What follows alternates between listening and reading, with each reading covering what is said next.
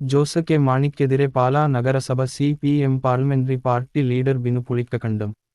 Jose K Mani Rajya Sabha seat നൽകിയതിൽ CPM അണികൾക്കും എതിർപ്പുണ്ട്. Jose K Mani ജനങ്ങളിൽ നിന്ന് ഓടി ഒളിക്കുകയാണ്. ജനങ്ങളെ നേരിടാൻ മടിയുള്ളതുകൊണ്ടാണ് രാജ്യസഭയിലേക്ക് പോകുന്നത്. പിൻവാതിലിലൂടെ അധികാരത്തിലെത്താൻ ശ്രമിക്കുന്നത് ശരിയല്ലെന്നും ബിനു പുളിക്കക്കണ്ടം പ്രതികരിച്ചു.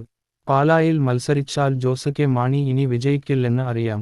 പാലായിൽ CPM വോട്ടുകൾ കിട്ടിയാലും കേരള കോൺഗ്രസ് വോട്ടുകൾ കിട്ടില്ല.